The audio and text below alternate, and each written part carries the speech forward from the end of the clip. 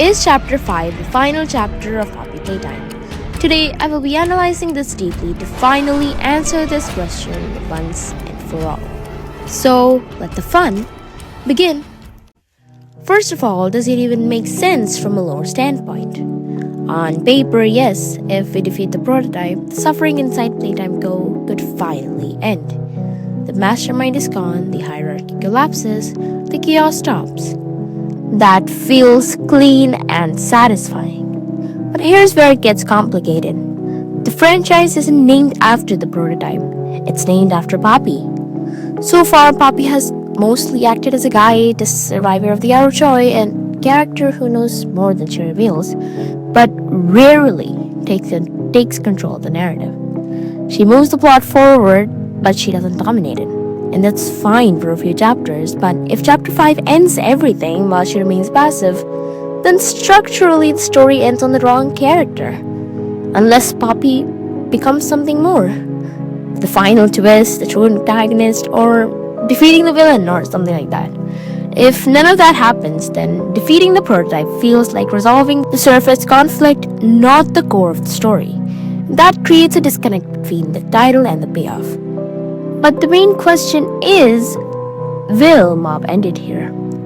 We know that Poppy Playtime is a very profitable franchise and could easily be turned into a 6 or 7 part story. So why would they end it here when they know they can suck more money out of it? They can obviously make more chapters, merge, and get more recognition. Not to forget the YouTube theory that the franchise is basically thriving on. You might not want to believe me, but most of the indie games do this, and I wouldn't be surprised if Mob does it too. Unless Mob Entertainment is a very devoted company that cares about the story more than the money. Which we'll just have to wait and see, but by the looks of employees quitting the company because of overworking and just the general state of the company, makes me think otherwise. But one thing that Mob is great at is building the hype for the chapters before they come out. Every single chapter since Project Playtime has had its own ARG. I don't know about you, but the idea of finding clues to discover hidden videos is fun to me and makes me genuinely excited for the next chapter. The trailers, the screenshots, the videos, answering questions about the next chapter, and basically everything that Mob does before the chapters make fans hyped up for the upcoming projects. If this really was the last chapter, this would have been the most hyped thing ever. And it doesn't even make sense why you wouldn't tell your fan base that it is the final chapter. Marketing language is intentional. Studios don't accidentally avoid words like final. If this were truly the end, it would be advertised as an event and not just another chapter release. On every promotional material, there would be explicitly written something along the lines of final or last. The only time you see something like that is in the screen description of the game where it says, "Will you escape this new realm of shadows with your sanity intact, or will you succumb to the horrors within?" Let me remind you, they never explicitly said you will. Only will you. And there's a clear difference between a question and statement.